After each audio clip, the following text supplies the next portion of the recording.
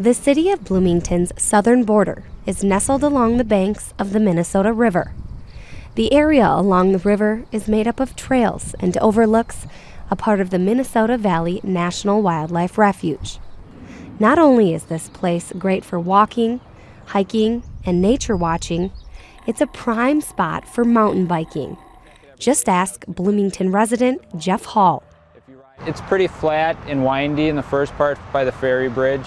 There's a creek you got to cross, which is always kind of fun to do that. And then as you get from Lyndale down to the kind of the Cedar area or Cedar Avenue area bridge, it's a little bit more hilly. So you get kind of all the types of terrain on these trails down here. Jeff has been mountain biking for more than 2 decades, even racing professionally in the U.S. and overseas for a period of time. I just like the thrill of going fast. You know, a lot of people run.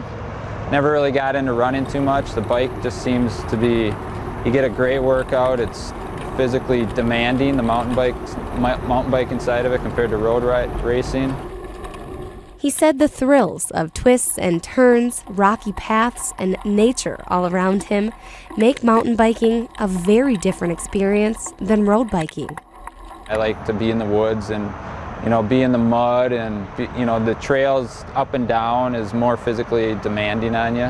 When you do a road race, I'm not saying it's easy, but you get to kind of coast down the hills and whatever, but mountain biking, you got to know where that rock is, you got to know how to turn in the sand, you got to know how to turn in the mud, and it's a little bit more upper body physically demanding. Well, this is my first time mountain biking, and I'm excited to give it a try. But first, why don't you let me in on a couple of tips to be safe while trying out this sport? Okay. Well, obviously, the most important part is your helmet. A lot of people don't wear it. It saved my life a couple times, over the years, where you crash on a trail and the first thing to hit is your head. It's just common sense. It's just like a motorcycle. I would suggest wearing that. Clothing, bike shorts is a big thing. They kind of have padding in some of the bike shorts, because you can see some of the seats aren't real cushiony, and they can get tough on the rear end. Okay. The bike, obviously a higher end bike works better. It's what you can afford. But even if it's a lower end bike, just make sure everything works good. Your tires are pumped up, everything's working, your brakes are working good. Knowing the trail is another important aspect of beginner mountain biking. Rainy weather could make conditions slippery.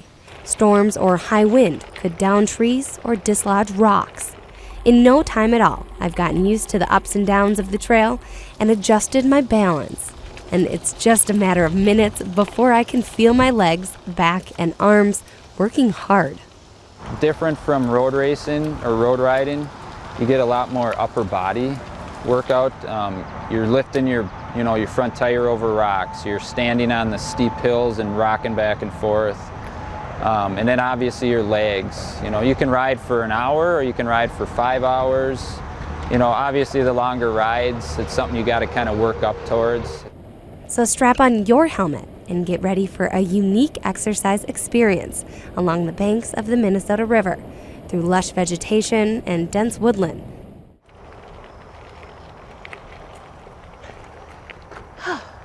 Now I can check mountain biking in Bloomington off my to-do list.